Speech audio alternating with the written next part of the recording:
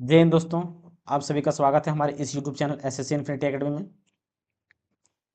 तो जैसा कि दोस्तों हम लोगों ने एनसीईआरटी को शुरू किए हैं, जिसमें से दोस्तों ये अभी फिलहाल 9th क्लास का एनसीईआरटी चल रहा है, जिसमें से दोस्तों आज क्या है, ये आज दूसरा लेसन होगा एनसीईआरटी का 9th क्लास का। तो आज दूसरा लेसन में दोस्तों यानी कि दूसरा चैप्टर में क्या देखेंगे, क्या हमारे आसपास के पदार्थ शुद्ध हैं। इनसे भी दोस्तों क्वेश्चन एएलपी में या रेलवे में जितने भी एग्जाम है, क्वेश्चन भर भर के पूछे जाते हैं। तो आज हम दोस्तों इसे रिवीजन के तौर पर देखेंगे और क्वेश्चन के माध्यम से सारा कंसेप्ट को क्या करेंगे, रिवीजन करेंगे। तो चलिए दोस्तों शुरू करते हैं। और हाँ दोस्तों, अगर आप इसका पीडीएफ डाउनलोड करना चाहते हैं तो यहाँ पे इस टेलीग्राम को स्कैन करके आप जा सकते हैं और यहाँ से इसका पीडीएफ आप डाउनलोड कर सकते हैं, या तो मैं डिस्क्रिप्शन में लिंक डाल दूंगा टेलीग्राम का, वहाँ पे ज्वाइन करके पीडीएफ डाउनलोड कर सकते हैं। तो चलिए दोस्तों शुरू करते हैं क्वेश्चन को। तो सबसे पहले दोस्तों यहाँ पे क्वेश्चन क्या है, एक या सॉरी एक डैश दो या दो से अधिक तत्वों से बना पदार्थ होता है जो रासायनिक रूप से संयोजित होते हैं, जो रासायनिक रूप से संयोजित होते हैं। तो देखिए दोस्तों, यहाँ पे अब रासायनिक रूप से संयोजित होने की बात करें तो यहाँ पे ध्यान दीजिएगा। तो हमारा दो चीज होता है दोस्तों, एक हमारा अणु होता है। क्या होता है? सबसे पहले दोस्तों हम लोगों ने क्या देखा कि परमाणु क्या होता है। परमाणु जो सबसे छोटा यूनिट है जिसे विभाज्य न किया जा सके, ऐसा डाल्टन ने कहा था। लेकिन इसके अंदर भी बाद में इलेक्ट्रॉन प्रोटॉन न्यूट्रॉन नाम का कण मिला था। तो एक परमाणु हो गया। दूसरा दोस्तों क्या हो गया, अणु हो गया, जिसे हम क्या कहते हैं, मॉलिक्यूल कहते हैं। जिसे क्या कहते हैं, मॉलिक्यूल कहते हैं। और एक दोस्तों क्या हो जाएगा, यौगिक। क्या होता है, यौगिक, जिसे हम क्या कहते हैं, कंपाउंड कहते हैं इंग्लिश में। क्या कहते हैं, कंपाउंड कहते हैं। यहाँ पे दोस्तों इन तीनों के बारे में अगर हम बात करें तो परमाणु के बारे में हम पहले से जानते हैं। तो यहाँ पे अणु के बारे में देखेंगे, अणु क्या है और यौगिक क्या है। तो अणु और यौगिक की बात करें दोस्तों तो ये दोनों लगभग लगभग क्या है, सेम ही है। जैसे कि देखिए, अगर हमने सिर्फ हाइड्रोजन की बात किया तो हाइड्रोजन क्या है, अणु अनिक एक हमारा परमाणु है। लेकिन हाइड्रोजन क्या है दोस्तों, ये अस्टेबल नहीं रह पाता है। तो ये अस्टेबल होने के लिए क्या करता है, इसके महत्तम कक्षा में एक इलेक्ट्रॉन है, तो ये अपने ही तत्व से ये क्या करेगा, रिएक्शन करके H2 बना लेगा। उसी प्रकार दोस्तों अगर ऑक्सीजन की बात करें दोस्तों, तो ऑक्सीजन का एटॉमिक नंबर कितना होता है, 8 होता है। तो 8 होता है दोस्तों, तो पहली कक्षा में कितना इलेक्ट्रॉन होता है, 2 इलेक्ट्रॉन होता है। पहली कक्षा में 2 इलेक्ट्रॉन और दूसरी कक्षा में कितना, 6 इलेक्ट्रॉन।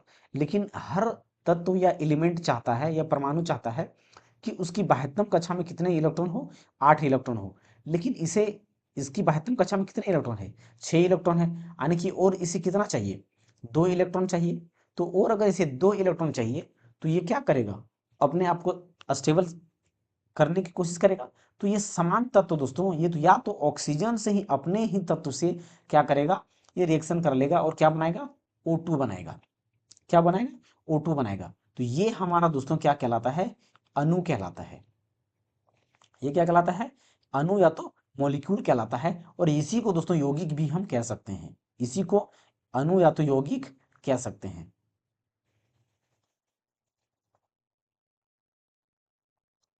इसी को हम अणु या तो यौगिक भी कह सकते हैं, यौगिक कह सकते हैं। या तो दोस्तों यहाँ पे देखिए, ये दोनों क्या है, समान तत्व से, हाइड्रोजन हाइड्रोजन से मिलकर के बना है, ऑक्सीजन ऑक्सीजन से मिलकर के बना है। अब देखिए दोस्तों, हम ये दोनों समान समान तत्व के बारे में हम लोगों ने देखा। अब अलग अलग तत्व के बारे में देखते हैं, जैसे कि हाइड्रोजन है।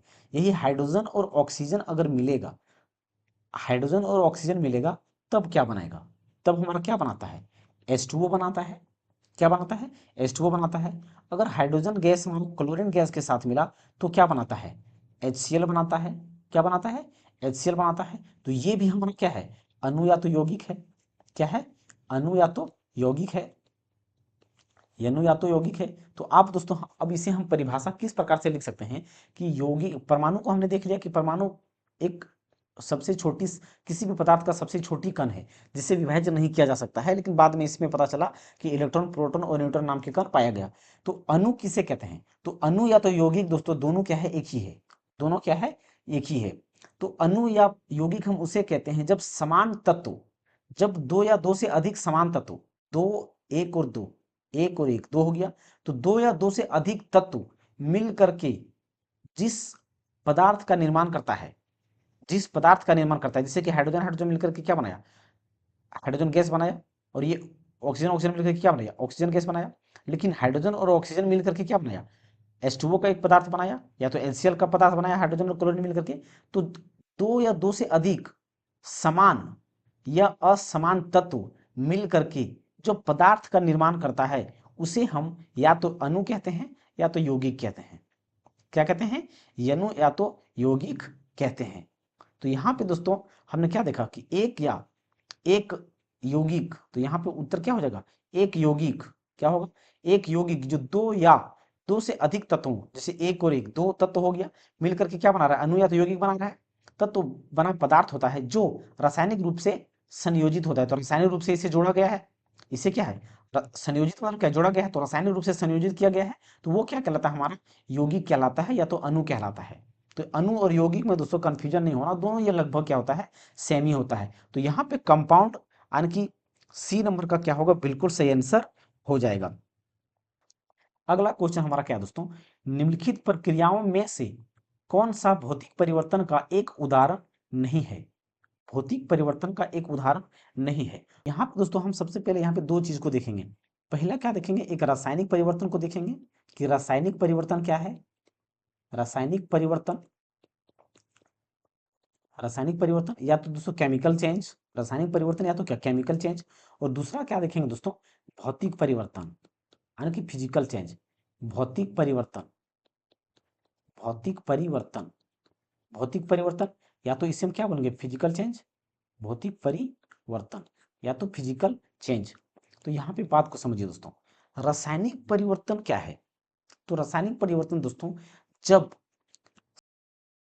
तो यहाँ पे दोस्तों रासायनिक परिवर्तन हम किसे कहेंगे, जब किसी अभिक्रिया के दौरान, जब किसी अभिक्रिया के दौरान नए सब्सटेंस का निर्माण होना, जब किसी अभिक्रिया के दौरान, जब किसी अभिक्रिया के दौरान, अभिक्रिया अभिक्रिया के दौरान नए सब्सटेंस का निर्माण करना या नए पदार्थ का निर्माण करना, पदार्थ नए पदार्थ का निर्माण करना, नए पदार्थ का निर्माण करना क्या कहलाता है, रासायनिक परिवर्तन कहलाता है।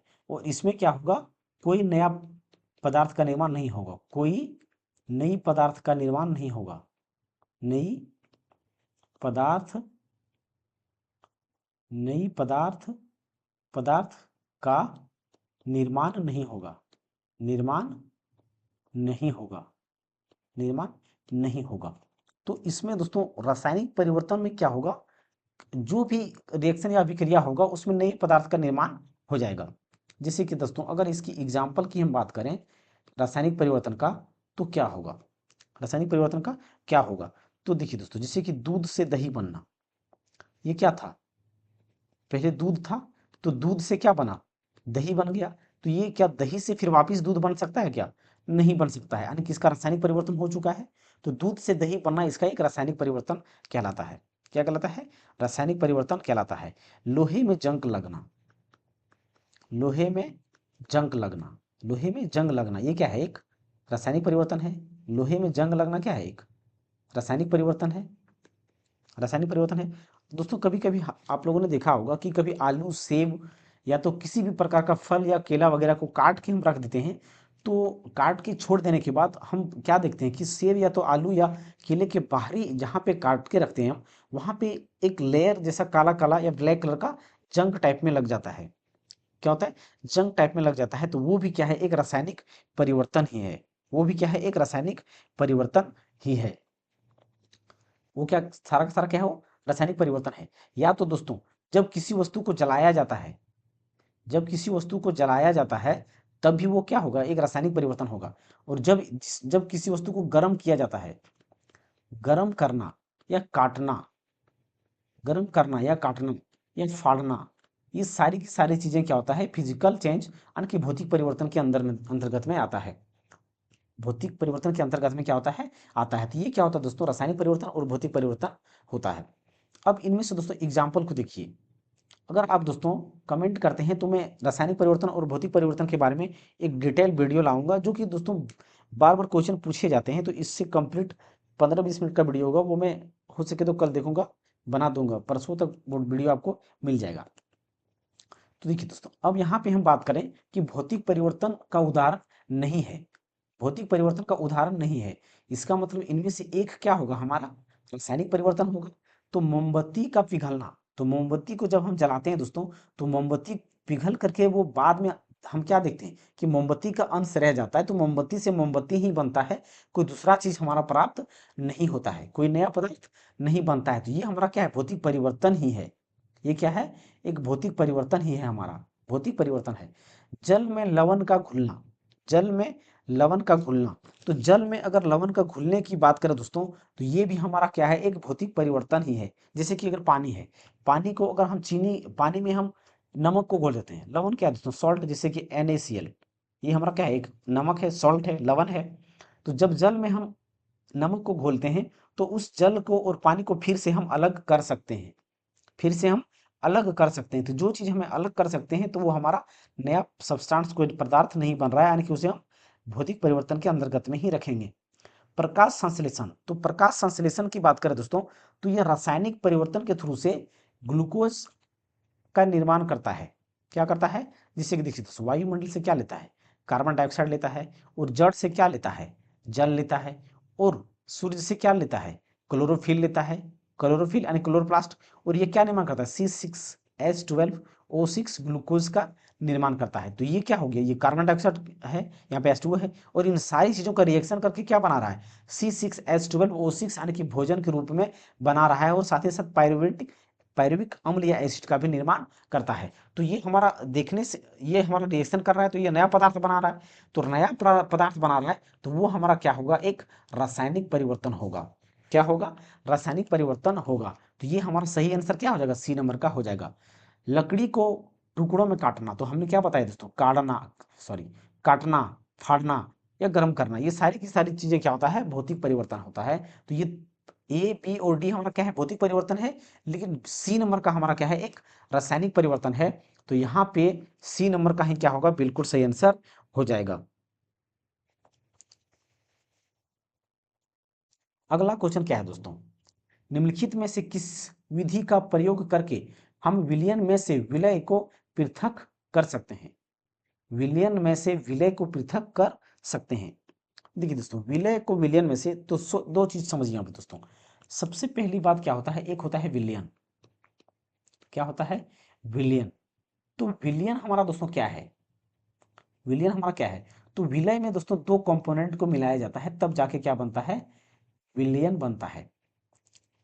विलयन बराबर हमारा क्या होता है, क्या होता है, पहला क्या होता है, एक विलायक होता है, एक क्या होता है, विलायक, और दूसरा क्या होता है, विलय होता है। क्या होता है, विलय होता है। तो तब जाके हमारा यहाँ पे क्या बनता है, सोल्यूशन या तो विलयन का निर्माण होता है, सोल्यूशन या विलयन का निर्माण होता है। इसे क्या कहा जाता है, सॉल्वेंट कहा जाता है, और इसे क्या कहा जाता है, सोल्यूट कहा जाता है।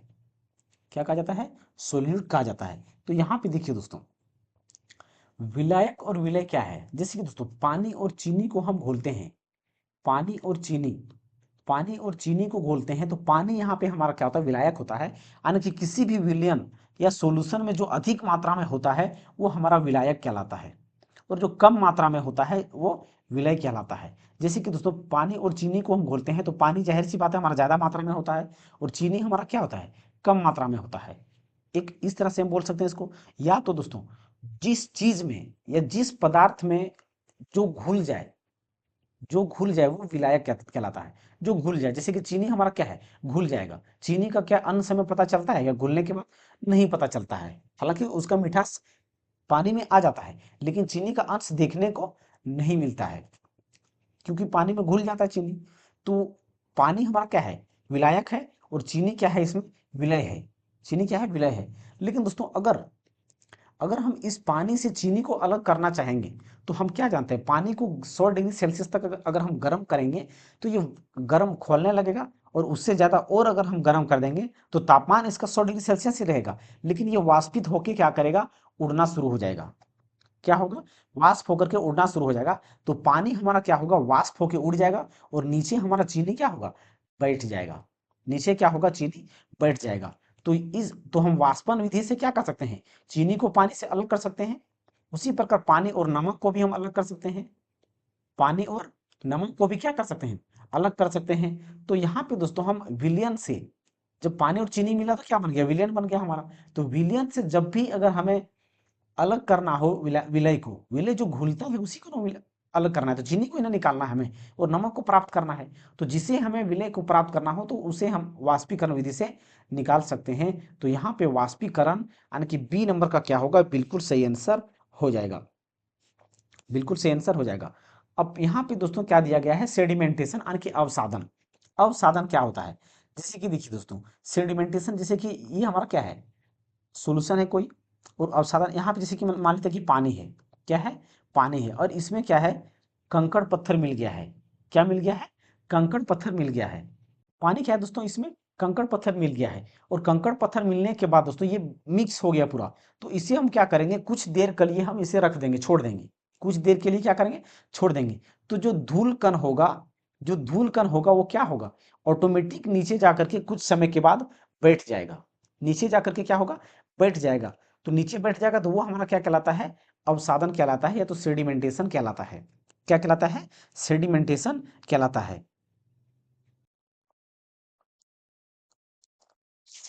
अब यहाँ पे दोस्तों तीसरा ऑप्शन क्या है, निस्यंदन।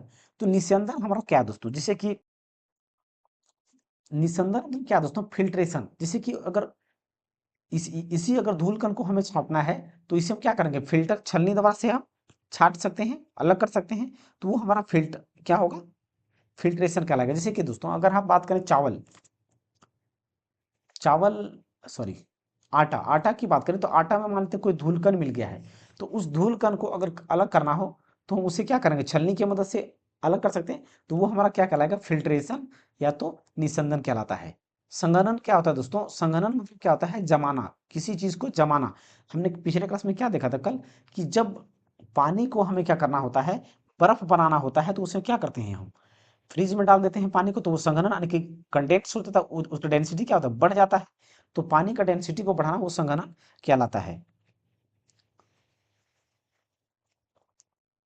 अगला क्वेश्चन हमारा क्या है दोस्तों, एक विलियन में 50 ग्राम चीनी को 300 बर एक विलियन में 50 ग्राम चीनी को 350 ग्राम जल में घोला जाता है, द्रव्यमान प्रतिशत के रूप में विलयन की सांद्रता क्या है, विलयन की सांद्रता क्या है। तो इसमें दोस्तों एक आसान सा क्वेश्चन सॉल्यूशन है।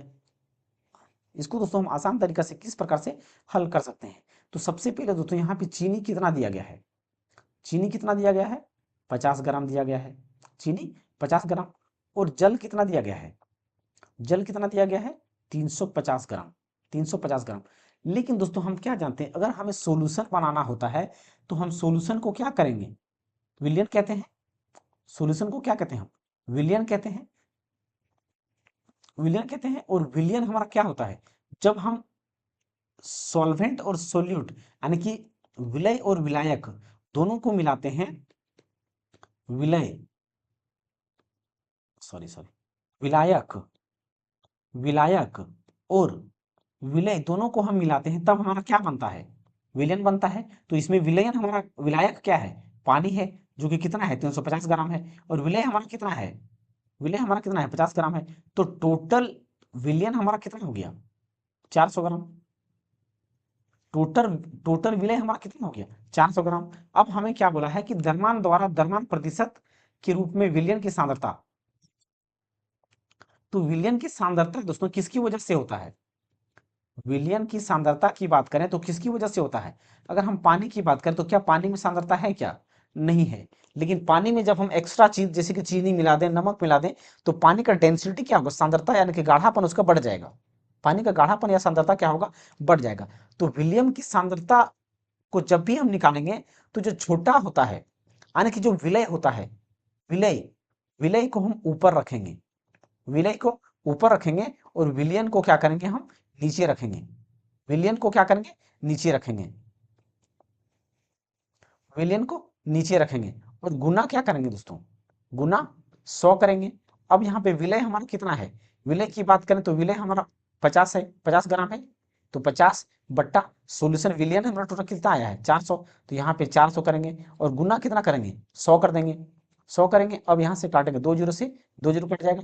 अब 12 चौके 48 यानी कि 12.5% कितना हो जाएगा, 12.5% क्या हो जाएगा, यानी कि सांद्रता द्रव्यमान हो जाएगा, यानी कि विलयन की सांद्रता 12.5% हो जाएगा। कितना हो जाएगा, 12.5% हो जाएगा, जो कि ऑप्शन नंबर कौन सा है, सी नंबर का सही आंसर हो जाएगा। तो ऐसा क्वेश्चन दोस्तों जब भी हो तो उसमें क्या करना है, उसमें क्या करना है, छोटे वाले को क्या करेंगे हम ऊपर रखेंगे और पूरा सॉल्यूशन को नीचे रख देंगे। इसमें लिख सकते हैं दोस्तों इस प्रकार से कि छोटका बट्टा बड़का, छोटका बट्टा बड़का गुना 100। कहने का मतलब क्या है दोस्तों, छोटका बट्टा बड़का, यानी कि छोटका का क्या मतलब दोस्तों, जो विलय होगा, जो विलय होगा और जो विलयन होगा वो क्या होगा, बड़का होगा।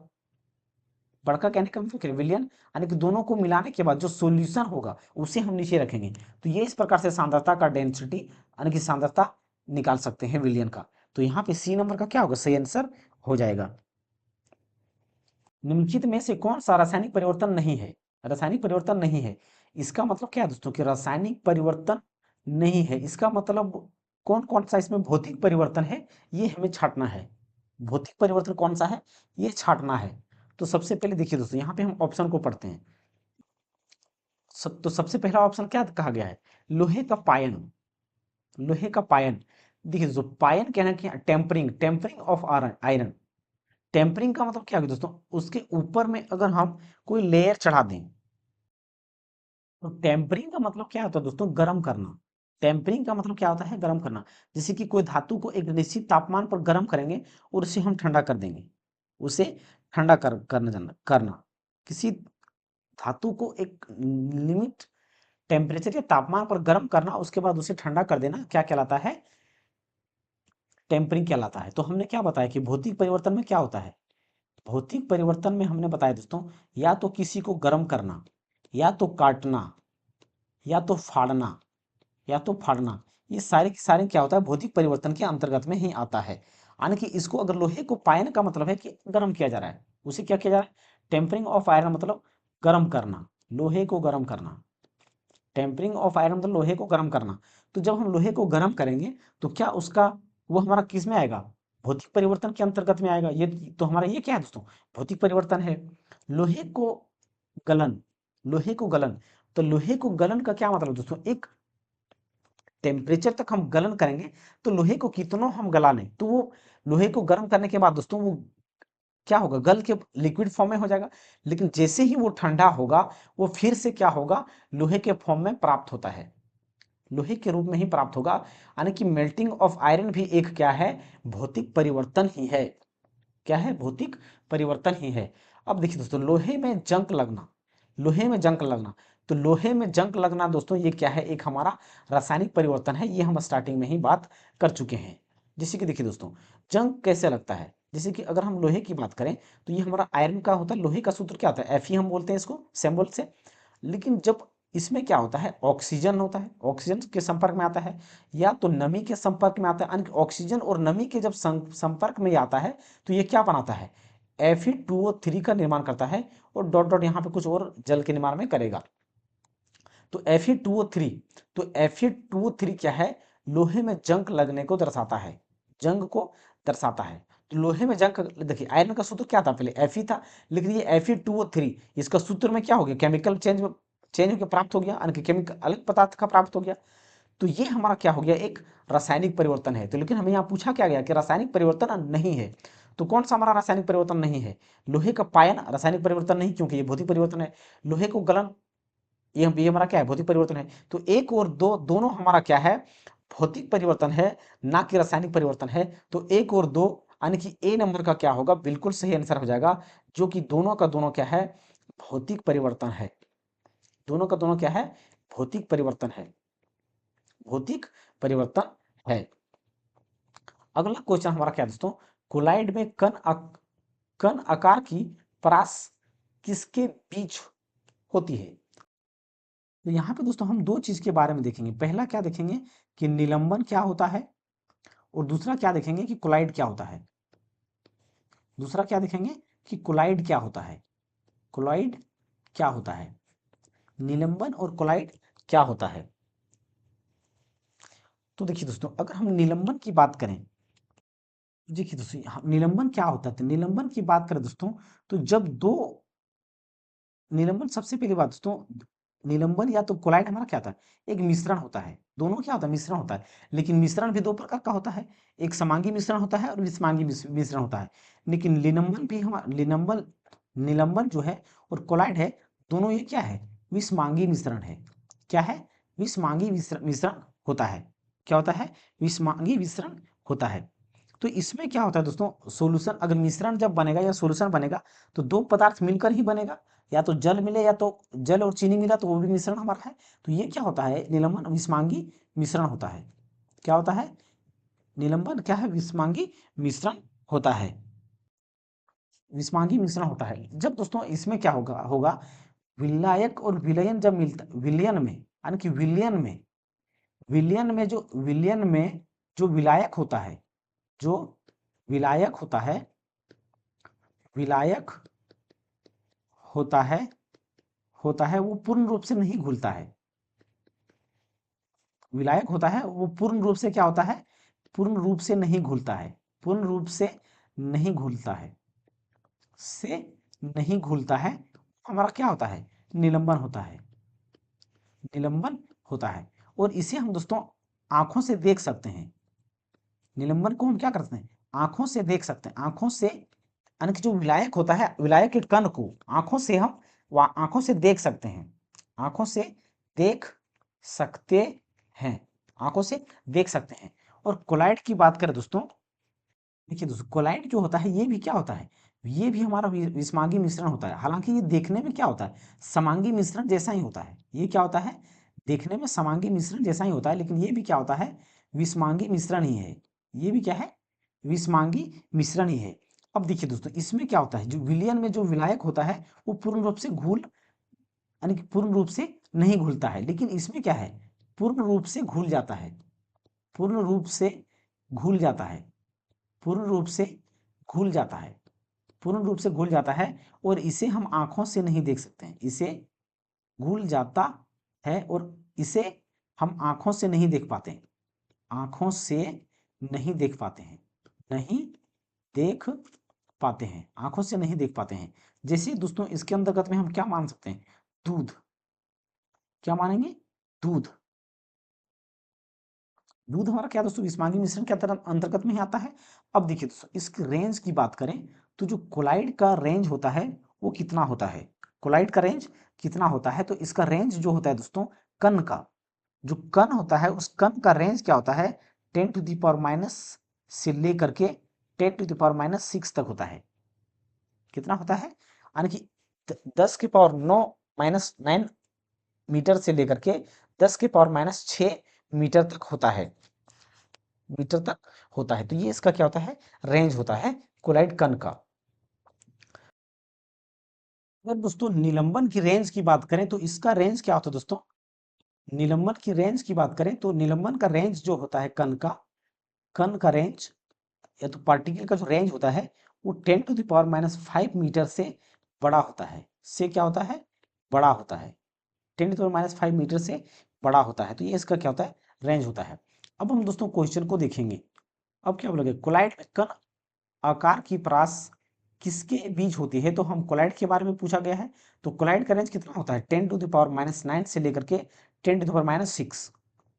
तो यहाँ पे दोस्तों 10⁻⁹ कौन सा ऑप्शन है, ए नंबर ऑप्शन बिल्कुल सही आंसर हो जाएगा। तो दोनों हमारा क्या तो विषमांगी मिश्रण है, दोनों क्या है, विषमांगी मिश्रण है। और इसमें विलयन जो विलायक होता है, यानी कि सॉरी दोस्तों यहाँ पे विलायक नहीं दोस्तों, विलय होगा।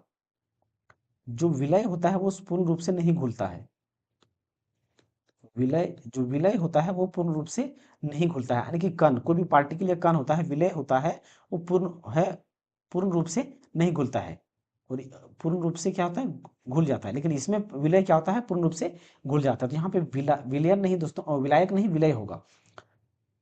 तो यहाँ पे ए नंबर का क्या होगा, बिल्कुल सही आंसर हो जाएगा। निम्नलिखित में से कौन सा यौगिक है, कौन सा यौगिक है? तो देखिए दोस्तों, हमने पहले बताया कि यौगिक कौन सा है। तो अगर हम वायु की बात करें दोस्तों, तो वायु की बात करें तो वायु को कोई कोई बोलेंगे कि ये हमारा यौगिक है। जैसे कि देखिए, वायु में क्या होता है, कार्बन डाइऑक्साइड होता है, ऑक्सीजन होता है, नाइट्रोजन होता है, नाइट्रोजन होता है, और अन्य प्रकार के धूल कण है, और बहुत सारी चीजें इसमें मिला हुआ है, गैस अन्य प्रकार की। तो क्या ये हमारा यौगिक है क्या? क्या वायु का हमारा कोई एग्जैक्ट फॉर्मूला है क्या कंपाउंड के रूप में? बिल्कुल नहीं है, बिल्कुल ही नहीं है। तो वायु क्या है, हमारा एक मिश्रण है। वायु क्या है, मिश्रण है, ना कि यौगिक है। सीमेंट की बात करें दोस्तों, तो सीमेंट का भी कोई एग्जैक्ट फॉर्मूला नहीं होता है, तो ये भी एक प्रकार का मिश्रण ही है। लवण की बात करें दोस्तों, सॉल्ट, तो सॉल्ट दोस्तों बिल्कुल हमारा एक यौगिक है। जैसे कि हम साधारण सॉल्ट की बात करें, जो हमारा क्या होता है, सोडियम होता है और क्लोरीन का यौगिक होता है। तो सोडियम और क्लोरीन जब मिलेगा तो क्या निर्माण करेगा, NaCl निर्माण करेगा। और हमने पहले क्या पढ़ चुका है कि जब दो दो तत्व, दो या दो से अधिक तत्व समान या असमान तत्व मिल करके एक योग जो पदार्थ का निर्माण करता है, वही क्या कहलाता है, यौगिक कहलाता है। तो ये हमारा यहाँ पे यौगिक कौन सा है, तो जो सॉल्ट हमारा है या लवण जो हमारा है, वो एक यौगिक है। और पेंट हमारा क्या है, एक मिश्रण है। तो एयर यानी कि वायु हमारा सीमेंट और पेंट मिश्रण है, लेकिन सॉल्ट या लवण जो है क्या है, एक यौगिक है, यानी कि क्या है, कंपाउंड है। या तो दोस्तों हम मॉलिक्यूल भी कह सकते हैं, लेकिन यहाँ पे यौगिक ठीक रहेगा। अगर देखिए दोस्तों, अगर सीमेंट की बात करें तो सीमेंट में क्या क्या होता है, सीमेंट की बात करें तो सीमेंट में क्या क्या मिला होता है। तो सीमेंट में दोस्तों जो मेन कंपाउंड होता है वो कैल्शियम होता है, सिलिकॉन होता है, और इसके साथ साथ दोस्तों आयरन भी मिलाया जाता है। इसके साथ आयरन भी मिलाया जाता है। ये सीमेंट का कंपाउंड है, किसका है, सीमेंट का कंपाउंड है। और अगर दोस्तों पेंट की कंपाउंड की यानी कि कंपाउंड नहीं दोस्तों, यानी कि ये मिश्रण है, विस्मांगी मिश्रण है, सारे के सारे क्या है, विस्मांगी मिश्रण है। उसके अलावा दोस्तों अगर हम पेंट की बात करें, तो ये पेंट की बात करें तो पेंट में क्या क्या होता है, तो पेंट में जिंक ऑक्साइड होता है, यानी कि ZnO होता है। साथ ही साथ दोस्तों ZnS होता है, जिंक सल्फाइड होता है। और इसके साथ दोस्तों टाइटेनियम ऑक्साइड भी होता है। क्या होता है, titanium oxide, titanium oxide, titanium oxide होता है। टाइटेनियम ऑक्साइड भी होता है इसके साथ साथ, टाइटेनियम ऑक्साइड, टाइटेनियम ऑक्साइड। तो जिंक ऑक्साइड, जिंक सल्फाइड और टाइटेनियम ऑक्साइड किसके अंतर्गत में होता है, पेंट के अंतर्गत में, पेंट के अंतर्गत ये मिश्रण है, विस्मांगी मिश्रण है। अगला क्वेश्चन हमारा क्या है दोस्तों, जल को सार्वत्रिक विलायक के रूप में जाना जाता है, क्योंकि सार्वत्रिक विलायक का क्या मतलब दोस्तों, universal solvent, universal solvent, universal solvent का मतलब क्या है दोस्तों, यूनिवर्सल सॉल्वेंट का मतलब क्या है दोस्तों, कि वो हर जगह विलायक के रूप में काम करेगा। यूनिवर्सल मतलब क्या था, सार्वत्रिक मतलब कि ब्रह्मांड में, पूरे के ब्रह्मांड में सार्वत्रिक विलायक के रूप में काम करेगा, विलायक के रूप में काम करेगा। तो देखिए विलायक मतलब दोस्तों इसमें क्या होगा, कुछ भी चीज हो, जो भी अधिक से अधिक चीज को ये क्या करता है, घोल देता है। जैसे कि देखिए दोस्तों, अगर इसे यूनिवर्सल सॉल्वेंट जल को क्यों कहा जाता है, ये देखिए, जैसे कि अगर हम पानी लिया, हमने पानी के साथ हमने क्या किया, हम लोगों ने चीनी डाला, तो चीनी को क्या किया, घोल दिया। पानी के साथ हम लोगों ने नमक डाला, नमक को भी क्या किया उन्होंने, घोल दिया। इसके साथ दोस्तों हम लोगों ने क्या किया, मिट्टी डाला, मिट्टी को भी क्या करेगा, ये घोल देगा। सी- पानी के साथ दोस्तों हम लोगों ने सीमेंट डाला, सीमेंट को भी क्या करेगा, ये घोल देगा। यानी कि पानी के साथ हम अधिक से अधिक चीजों को विलीन कर सकते हैं, यानी कि मिला सकते हैं, मिला सकते हैं, क्या कर सकते हैं, अधिक से अधिक वस्तुओं को, पदार्थ को मिला सकते हैं। जैसे कि अगर चावल ही बनाते हैं, चावल में भी क्या होता है, पानी की जरूरत होता है। तो विलयन के रूप यानी कि विलायक, विलायक के रूप में जल क्या है, एक यूनिवर्सल सॉल्वेंट विलायक के रूप में जाना जाता है। तो क्यों, तो यूनिवर्सल दोस्तों क्यों जाना जाता है, तो क्योंकि ये अधिक से अधिक मात्राओं को, पदार्थों को क्या कर सकता है, विलीन कर सकता है। अधिक से अधिक, ये सारे के सारे, चीनी क्या है, पदार्थ है, नमक क्या है, पदार्थ है, मिट्टी क्या है, पदार्थ है, सीमेंट क्या है, पदार्थ है। तो अधिक से अधिक पदार्थ को जो अपने अंदर विलीन कर सके या घोल सके या मिला सके, वो क्या कहलाता है, यूनिवर्सल सॉल्वेंट कहलाता है। तो यहाँ पे देखिए जल सर्वत्र उपलब्ध है, तो क्या दोस्तों जल ब्रह्मांड में अधिक मात्रा में है इसलिए ये विलायक है? नहीं दोस्तों, इसलिए नहीं। जल बहुत से पदार्थों को विलीन कर सकता है, तो यहाँ पे दोस्तों बी नंबर का बिल्कुल सही आंसर हो जाएगा। अगर आप गौर से देखते हैं दोस्तों, अगर दोस्तों आप यहाँ पे गौर से देखते हैं तो इसे आप आराम से डिफरेंशिएट कर पाएंगे आंसर को। जैसे कि देखिए जल सर्वत्र उपलब्ध है, जल प्रचुर मात्रा में उपस्थित है, ये दोनों का मतलब का एक जैसा नहीं लगता कि जल सर्वत्र उपलब्ध है, जल प्रचुर मात्रा में उपलब्ध है या उपस्थित है, या पृथ्वी का 71% भाग जल है, तो ये A number, C number, D number का ऑप्शन एक जैसा ही है। तीनों क्या है? एक जैसा ही है। लेकिन बी नंबर का ऑप्शन जो है वो अलग कैटेगरी में है, तो इस प्रकार से भी आप आंसर इसका दे सकते हैं। उस तत्व की पहचान करें जो उपधातु नहीं है, जो उपधातु नहीं है। तो देखिए दोस्तों पिछले क्लास में, कल नहीं दोस्तों, पिछले दो दिन पहले दोस्तों हमने क्या किया है, पीरियोडिक टेबल के बारे में एक क्लास लिया है, जिसमें पीरियोडिक टेबल का दोस्तों डिटेल हमने बता के रखा है। उससे बाहर एक भी क्वेश्चन नहीं आएगा, आप अगर नहीं देखे हैं तो देख सकते हैं। तो उसमें उपधातु के वगैरह में भी हमने के बारे में भी बताया दोस्तों। तो टोटल उपधातु कितने थे दोस्तों? उपधातु की बात करें या मेटेलॉइड की बात करें, टोटल मेटेलॉइड तो 7 तत्व था। टोटल उपधातु कितने था?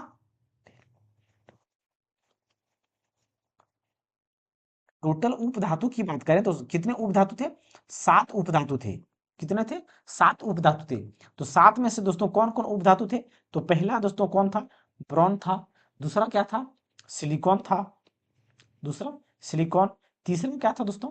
जर्मेनियम था। Germanium, germanium. चौथा कौन था दोस्तों? तो आर्सेनिक था। चौथा क्या था? आर्सेनिक था। पांचवा की बात करें दोस्तों, तो पांचवा क्या था? हम लोगों ने देखा था एंटीमनी के बारे में देखा था कि एंटीमनी, एंटीमनी। और छठा की बात करें दोस्तों, तो छठा नंबर पे टेलोरियम था। क्या था? टेलोरियम। टेलोरियम, टेलेरियम, टेले टेलेरियम, टेलेरियम था। और अंतिम में हमारा एक हमारा क्या है दोस्तों? पोलोनियम। क्या है? पोलोनियम। पोलोनियम है। तो ये देखिए एक एक, दो, तीन, चार, पाँच, छ, सात। तो ये हमारा दोस्तों क्या है? 7 उपधातु है। तो टोटल कितने उपधातु है? 7 उपधातु है। कितने दोस्तों? 7 उपधातु है। तो यहाँ पे देखिए दोस्तों कौन कौन सा हमारा ऑप्शन में दिया गया है। तो सबसे पहला दोस्तों यहाँ पे क्या दिया गया है? पोलोनियम। तो पोलोनियम यहाँ पे है हमारा। टेलोरियम, टेलोरियम की बात करें तो ये है। जर्मेनियम, तो जर्मेनियम भी ये है। लेकिन दोस्तों क्या जेनॉन हमारा इसमें कहीं दिख रहा है क्या? तो जेनॉन हमारा यहाँ पे दोस्तों, जेनॉन क्या है? एक हमारा उपधातु नहीं है। जेनॉन क्या है? एक इनर्ट गैस है। क्या है? इनर्ट गैस है। इनर्ट गैस है जिसे हम अक्रिय गैस कहते हैं। जिसे क्या कहते हैं? अक्रिय गैस कहते हैं।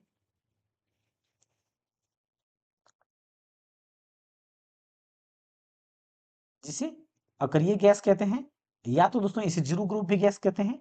और ये हमारा दोस्तों कौन सा ग्रुप में है? 18वें ग्रुप में है।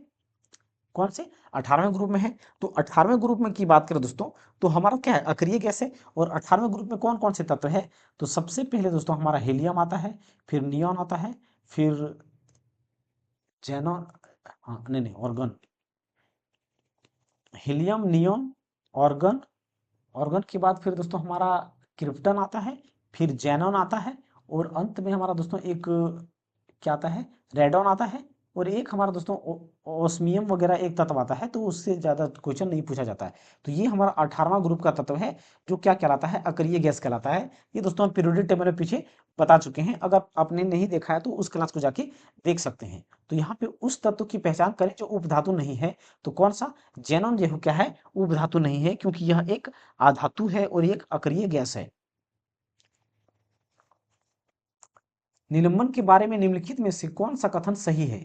कौन सा कथन सही है? कौन सा कथन सही है? तो देखिए दोस्तों निलंबन के बारे में हमने क्या देखा था पीछे पीछे हम लोग देख चुके हैं। अब हम दोस्तों क्वेश्चन को देखते हैं। निलंबन कभी भी टिंडल प्रभाव नहीं दर्शाता है। तो देखिए दोस्तों निलंबन जो है टिंडल प्रभाव का मतलब क्या दोस्तों? पानी के इफेक्ट में, जो पानी के इफेक्ट में लाइट का, जो लाइट की वजह से यानी कि पानी का कलर दोस्तों ब्लू क्यों दिखता है, तो वो टिंडल प्रभाव के कारण ही दिखता है। तो दोस्तों यहाँ पर पानी में टिंडल प्रभाव नहीं दर्शाता है, ये पानी में क्या है, निलंबन टिंडल प्रभाव नहीं दर्शाता, क्योंकि दोस्तों निलंबन का जो कण होता है वो बड़े बड़े होते हैं। निलंबन का कण जो होता है बड़े बड़े होते हैं, और ये खुली आंखों से हम देख सकते हैं, तो ये टिंडल प्रभाव को नहीं दर्शाता है। कणों को नग्न आंखों से नहीं देख सकते हैं, गलत। हमने क्या बताया था कि जो निलंबन के कण होते हैं, विलय होते हैं, उसे हम नंगी आंखों से, खुली आंखों से देख सकते हैं। विलय के कण थोड़ी देर बाद नीचे बैठ जाते हैं। बिल्कुल दोस्तों ये नीचे बैठ जाएगा, क्योंकि कण अगर है, पार्टिकल है, जैसे पानी में ही कोई धूल कण रहता है, तो पानी को अगर जब तक वो उसमें अगर पानी का हिल रहा है तो उसका कण ऊपर उड़ जाता है, लेकिन पानी को अगर हम अस्थिर छोड़ देंगे, एक जगह पर रख देंगे, तो जो भी धूल कण होगा वो पानी की नीचे सतह पर बैठ जाता है, जिसे हम सेडिमेंटेशन भी कहते हैं या अवसादन भी कहते हैं। तो विलय के कण क्या होगा, थोड़ी देर बाद नीचे बैठ जाएगा, तो ये कथन सही है। निस्पंदन द्वारा कणों को कभी भी पृथक नहीं किया जा सकता है, गलत दोस्तों। निस्पंदन यानी कि फिल्ट्रेशन के माध्यम से इसे हम अलग कर सकते हैं। तो ये इनमें से सही कथन कौन सा है, सी नंबर का सही है निलंबन के बारे में। धातु और अधातुओं के गुणों के बारे में निम्नलिखित में से कौन सा कथन गलत है, कौन सा कथन गलत है। तो यहाँ पे दोस्तों ऑप्शन को ध्यान से देखिएगा और ध्यान से पढ़िएगा। सभी धातुएं तन्य होती है, तो देखिए दोस्तों, अगर सभी धातुएं की बात करें तो वो सभी धातुएं तन्य नहीं होता है, क्योंकि दोस्तों सभी धातुएं की अगर हम बात करें तो Hg या मरकरी, जिसे हम पारा कहते हैं, जिसे हम पारा कहते हैं, तो ये रूम टेम्परेचर में क्या होता है, लिक्विड फॉर्म में होता है। ये रूम टेम्परेचर में क्या होता है, लिक्विड फॉर्म में होता है। तो क्या हम पारा को धातु के रूप में कन्वर्ट तार के रूप में कर सकते हैं क्या। तन्य का मतलब क्या होता है, किसी भी धातु को पतली तार के रूप में परिवर्तित करना, वो हमारी धातु की गुण तन्यता कहलाती है। तो क्या तार के रूप में इसे हम कर सकते हैं क्या, तार के रूप में नहीं कर सकते हैं। पारा को हम तार के रूप में परिवर्तित नहीं कर सकते हैं, जबकि पारा क्या है, एक धातु है। पारा क्या है, एक धातु है। तो सभी धातुएं तन्य नहीं कह सकते हैं, सभी धातुओं को तन्य नहीं कह सकते हैं। अब हाँ, अप्रोक्सीमेट की बात करता है तो तार के रूप में परिवर्तित करेंगे। हाइड्रोजन गैस की बात करें, क्या इसे हम तार में परिवर्तित करेंगे। क्लोरीन गैस की बात करें, क्या इसे हम तार में परिवर्तित करेंगे। नाइट्रोजन गैस की बात करें, क्या इसे हम तार में परिवर्तित करेंगे। ये सारे के सारे क्या है, अधातु है। तो क्या हम अधातु के तार के रूप में परिवर्तित कर सकते हैं क्या, नहीं कर सकते हैं। तो दूसरा नंबर का भी कथन क्या हो गया, गलत हो गया।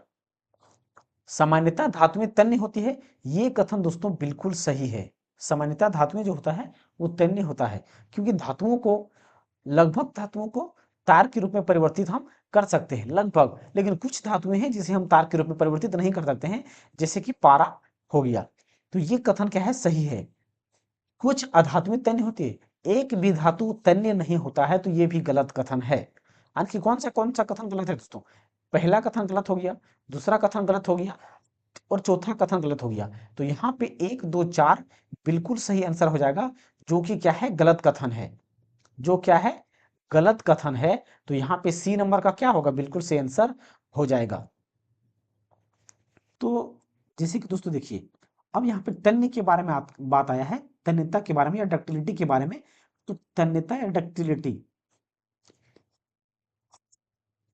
तन्यता या डक्टिलिटी दोस्तों सबसे ज्यादा किस धातु की होती है, तन्यता या डक्टिलिटी सबसे ज्यादा किस धातु की होती है, डक्टिलिटी सबसे ज्यादा किस धातु की होती है। तो सबसे ज्यादा किसका होता है दोस्तों, सबसे ज्यादा सोना का होता है। किसका होता है, सोना का होता है। किसका, सोना का होता है। तो देखिए दोस्तों, सोना लगभग 1 ग्राम, 1 ग्राम सोने को, 1 ग्राम सोने को लगभग हम 2 किलोमीटर से अधिक में परिवर्तित कर सकते हैं। 1 ग्राम सोने को 2 किलोमीटर अधिक अधिक तक खींच सकते हैं, अधिक तक इसको तन्यता में यानी कि तार के रूप में परिवर्तित कर सकते हैं, परिवर्तित कर सकते हैं। तो सबसे अधिक तन्य धातुएं क्या हो गया, सोना हो गया 1 नंबर पे, और दूसरे नंबर पे दोस्तों हम प्लेटिनम को रख सकते हैं। क्वेश्चन, तो अगला क्वेश्चन क्या है दोस्तों, निम्नलिखित में से कौन सा एक मिश्रण का उदाहरण है, मिश्रण का एक उदाहरण है। तो देखिए दोस्तों, मिश्रण का एक उदाहरण है, तो सबसे पहले दोस्तों ग्लूकोज की बात करेंगे। तो ग्लूकोज हमारा ऑप्शन क्या दिया गया है, C6H12O6। ये हमारा क्या है, ग्लूकोज का सूत्र है। तो हम क्या जानते हैं कि जब दो या दो से अधिक तत्व मिल के जो बना होता है वो हमारा क्या कहलाता है, यौगिक कहलाता है। तो क्या ग्लूकोज हमारा मिश्रण हो सकता है क्या, नहीं हो सकता, क्योंकि ग्लूकोज क्या है, एक यौगिक है। ग्लूकोज क्या है दोस्तों, एक यौगिक है। ग्लूकोज क्या है, यौगिक है। दूसरा क्या है दोस्तों, पीतल या तो ब्रास। तो यहाँ पे दोस्तों पीतल हमारा क्या है, एक मिश्र धातु है। पीतल क्या है, एक मिश्र धातु है और एक मिश्रण भी है। पीतल क्या है, एक मिश्रण है जिसे हम मिश्र धातु के नाम से जानते हैं।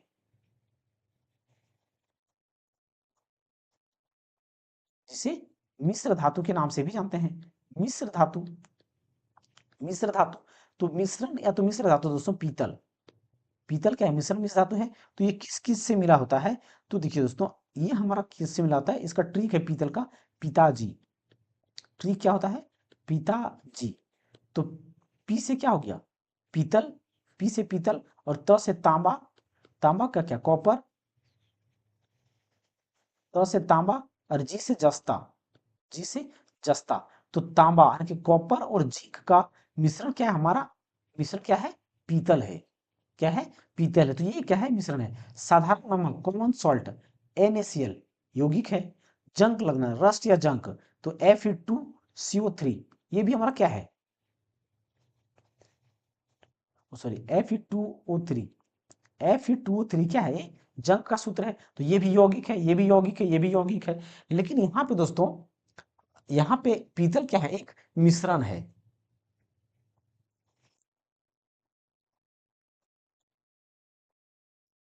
अगला क्या है दोस्तों, निम्नलिखित में से कौन एक दूसरे के साथ विषमांगी मिश्रण बनाएगा, विषमांगी मिश्रण बनाएगा। तो विषमांगी मिश्रण बनाएगा, तो देखिए दोस्तों और भी हो, मिश्रण कई प्रकार होता है, या तो ठोस ठोस से मिला होगा, या तो जल ठोस से मिला होगा, जल गैस से मिला होगा, किसी भी प्रकार से वो मिल सकता है। तो अगर हम नमक को किसी के साथ मिलाएंगे तो विषमांगी मिश्रण कोई बना सकता है, नमक किसी के साथ क्या, नमक, अगर नमक को पानी के साथ मिलाएंगे तो क्या विषमांगी मिश्रण बनेगा, नहीं, ये तो समांगी मिश्रण बनाता है। तो यहाँ पे दोस्तों अगर रेत हम बात करें, यानी कि देखिए दोस्तों विषमांगी मिश्रण कौन बनाएगा, जो पूर्ण रूप से नहीं घुलेगा, पूर्ण रूप से नहीं घुलेगा, नहीं घुलेगा, पूर्ण रूप से नहीं घुलेगा, वो क्या करेगा, विषमांगी मिश्रण बनाएगा। पूर्ण रूप से नहीं घुलेगा वही क्या बनाएगा, विषमांगी मिश्रण बनाएगा। तो लवण की बात करें, नमक, लवण क्या, NaCl, जैसे कि नॉर्मल सॉल्ट खाने वाले सामान्य लवण, तो ये जल में घुल जाएगा। रेत की बात करें तो क्या रेत हमारा घुलेगा, नहीं, तो ये हमारा क्या हो गया, विषमांगी मिश्रण हो गया। पानी तो हमारा दोस्तों विलायक है, तो ये तो घुलेगा ही। नींबू का रस, नींबू का रस हम जब घोलते हैं दोस्तों, तो नींबू के रस में क्या पाया जाता है, टार्ट्रिक एसिड पाया जाता है, जो कि नहीं घुलता है सही से, जो कि सही से नहीं घुलता है। तो रेत और नींबू का रस जो होगा कभी भी समांगी मिश्रण नहीं बनाएगा, विषमांगी मिश्रण बनाएगा। तो यहाँ पे 1 और 4 यानी कि पहला ही ऑप्शन क्या होगा, बिल्कुल सॉरी सॉरी, पहला ऑप्शन नहीं दोस्तों, यानी कि कौन सा ऑप्शन है, 2 और 4, तो 2 और 4 कौन सा ऑप्शन है, बी नंबर का ऑप्शन में दिया गया है। तो बी नंबर का ऑप्शन क्या होगा, बिल्कुल सही आंसर हो जाएगा। तो नींबू का रस और रेत अगर मिलाते हैं हम, तो ये क्या करेगा, विषमांगी मिश्रण को देता है। धातु का, अगला क्वेश्चन हमारा क्या दोस्तों, धातु का वह गुण जिसके द्वारा उसे खींचकर तार बनाया जा सकता है कहलाता है, तो क्या कहलाता है। तो अभी दोस्तों हमने क्या देखा कि धातु को जब हम तार के रूप में परिवर्तित कर सकते हैं, कर खींच के लंबा कर सकते हैं, तो वो क्या कहलाता है, तन्यता कहलाता है, डक्टिलिटी कहलाता है, तन्य कहलाता है। अब दूसरा क्या कहा है यहाँ पे दोस्तों, मेलेबिलिटी या तो आघात विवर्धनता। तो जिसको जिसको दोस्तों हम अगर धातु को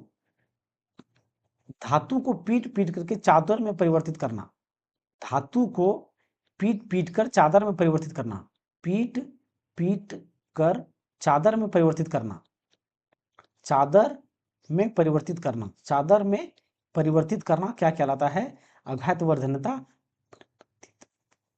या तो मेलेबिलिटी कहलाता है। परिवर्तित परिवर्तित करना क्या कहलाता है, मेलेबिलिटी या तो आघात वर्तनीयता कहलाता है।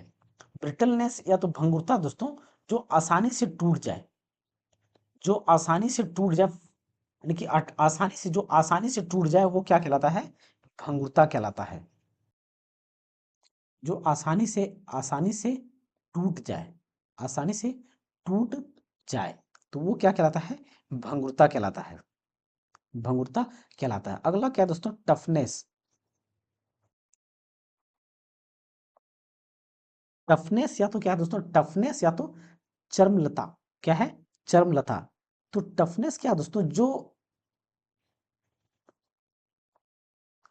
जो जिस जो दोस्तों ऊर्जा को, जो एनर्जी को एब्जॉर्ब करने की क्षमता रखता है, उसे टफनेस कहते हैं। एनर्जी को एब्जॉर्ब करने की क्षमता, एब्जॉर्ब करने की क्षमता, एब्जॉर्ब करने की क्षमता, तो उसे क्या कहते हैं? टफनेस, टफनेस कहते हैं। करने की क्षमता, करने की क्षमता, जिससे दोस्तों, जो दोस्तों टफनेस यानी कि एक निश्चित लिमिट तक वो एनर्जी को एब्जॉर्ब कर सकता है, उससे ज्यादा हो तो वो टूट जाएगा, तो वो क्या कहलाता है? चर्मलता या तो टफनेस कहलाता है। अगला क्वेश्चन क्या है दोस्तों? एक विलियन में 500 ग्राम जल और 50 ग्राम साधारण नमक है, तो विलियन की सांद्रता प्रतिशत कितना होगा? दोस्तों पहले यहाँ पे नमक, तो यहाँ पे क्या दिया गया है? नमक दिया गया है। तो नमक यहाँ पे हमारा क्या है? विलय है। क्या है? विलय है। तो विलय हमारा क्या है? 50 ग्राम है। और यहाँ पे दोस्तों पानी की बात करें, तो पानी हमारा क्या है? विलायक है। पानी क्या है? विलायक है। तो विलायक हमारा कितना दिया गया है? 500 ग्राम दिया गया है। लेकिन विलियन हमारा, विलियन हमारा क्या होगा? जब इन दोनों को जोड़ देंगे तो हमारा क्या होगा? विलियन होगा, यानी कि 550 ग्राम टोटल क्या है? विलियन है। तो विलियन की अगर सांद्रता निकालना है तो विलय को क्या करेंगे हम? तो विलियन की सांद्रता बराबर, विलियन की सांद्रता बराबर, विलियन की सांद्रता बराबर क्या होगा? विलय, विलय, विलय बटा विलियन, विलियन। तो विलय बराबर कितना है?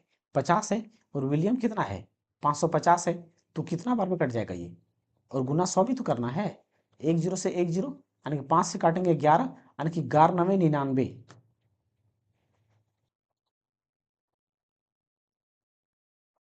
11×9 = 99, यानी कि 9.09 के आसपास, 9.09 के आसपास। तो ये लगभग कितना होगा दोस्तों? 9% के आसपास। लगभग कितना होगा? 9%। तो यहाँ पे सी नंबर का क्या होगा? बिल्कुल सही आंसर हो जाएगा। अगला क्वेश्चन क्या है दोस्तों? कि एक डैश, दो या दो से अधिक पदार्थों का समांगी मिश्रण, समांगी मिश्रण क्या कहलाता है? तो समांगी मिश्रण क्या कहलाता है? तो समांगी, देखिए दो या दो से अधिक पदार्थों का समांगी मिश्रण हो या विषमांगी मिश्रण हो, वो विलयन ही कहलाता है। चाहे समांगी मिश्रण हो चाहे विषमांगी मिश्रण हो, क्या कहलाता है? विलयन ही कहलाता है।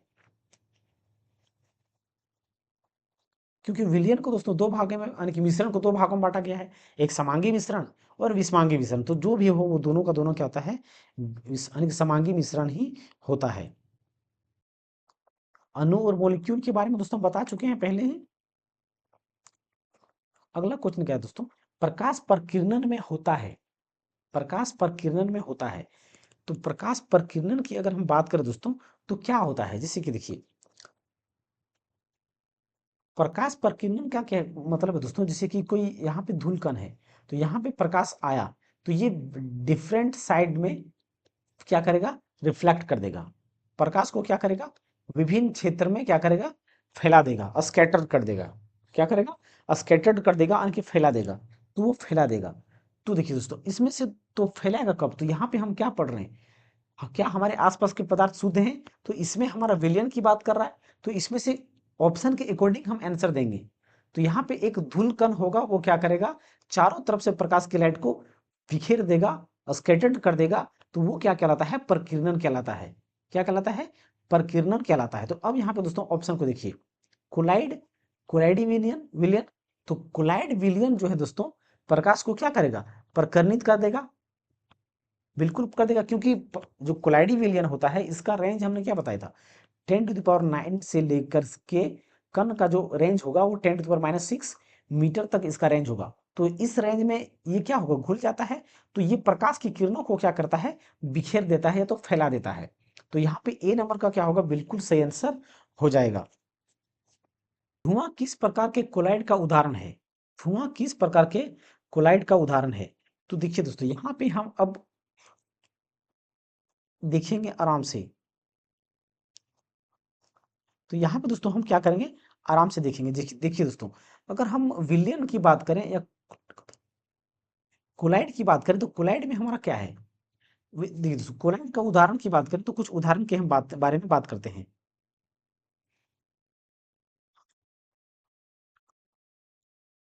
तो देखिए दोस्तों, अगर हम विलियन की बात करें तो विलियन हमारा क्या होता है, जैसे कि अगर ठोस से ठोस मिला, ठोस से ठोस मिलता है हमारा, तो वो हमारा क्या कहलाता है, मिश्र धातु कहलाता है। मिश्र धातु कहलाता है, क्या कहलाता है, मिश्र धातु कहलाता है। जैसे कि हमने क्या देखा, पीतल को अभी देखा, क्या देखा, पीतल को देखा। अगला हम बात करें दोस्तों, ठोस से तरल को अगर हम मिला दें, ठोस से तरल को अगर मिला दें, तो वो हमारा क्या होता है दोस्तों, अगर ठोस से ठोस मिलता है तो ठोस सॉल कहा जाता है, ठोस सॉल कहा जाता है, ठोस सॉल कहा जाता है, ठोस सॉल कहा जाता है। ठोस से तरल मिलता है तो सॉल कहा जाता है, सॉल कहा जाता है। जैसे कि दोस्तों इसके अंतर्गत में क्या आएगा, पेंट हो गया, स्याही हो गया, इसके अंतर्गत में आएगा। और अगर अगर दोस्तों हम ठोस और गैस को मिला दें, ठोस और गैस, ठोस और गैस को मिला दें, तो वो क्या होता है, एरोसॉल होता है। वो क्या कहलाता है, एरोसॉल कहलाता है, एरोसॉल कहलाता है। ठोस और गैस, तो धुआं किस प्रकार का कोलाइड का एक उदाहरण है। देखिए दोस्तों, तो यहाँ पे गैस हमारा क्या होगा, धुआं हो जाएगा। गैस हमारा क्या है, धुआं है। तो धुआं में अगर हमारे बहुत सारे कण या पार्टिकल होंगे, धूल कण, बहुत सारे क्या होंगे, धूल कण का पार्टिकल होंगे। तो धुआं में जब कण जब जब मिल जाएगा, तो वो क्या कहलाएगा, एरोसॉल कहलाएगा। क्या कहलाएगा, एरोसॉल कहलाएगा। तो यहाँ पे एरोसॉल क्या होगा, सी नंबर का क्या होगा, बिल्कुल सही आंसर हो जाएगा। क्या होगा, बिल्कुल सही आंसर हो जाएगा। इसी प्रकार से दोस्तों अन्य प्रकार का क्या है, विलियन है। देखेंगे हम आगे हम लोग देखेंगे। 1.1 मोल 1.1 मोल सल्फर परमाणु का द्रव्यमान होगा। 1.1 मोल सल्फर परमाणु का द्रव्यमान होगा। तो देखिए दोस्तों, सबसे पहली बात हम 1 मोल की बात करते हैं। तो 1 मोल कोई भी तत्व या पदार्थ हो, तो 1 मोल बराबर कितना होता है, 6.022 इंटू 10⁻⁻23। इसे दोस्तों अवगाद्रो संख्या भी कहते हैं, अवगाद्रो संख्या भी कहते हैं। क्या कहते हैं इसको, अवगाद्रो संख्या कहते हैं। लेकिन यहाँ पे दोस्तों हमें इसका इस्तेमाल नहीं करना है, सिर्फ ये हमने याद रखने के लिए बता दिया। किसी भी तत्व के लिए, किसी भी तत्व के लिए बात करें 1 मोल का, तो इतना होता है। अब लेकिन दोस्तों यहाँ पे किसके बारे में बोला गया, सल्फर के बारे में बोला गया।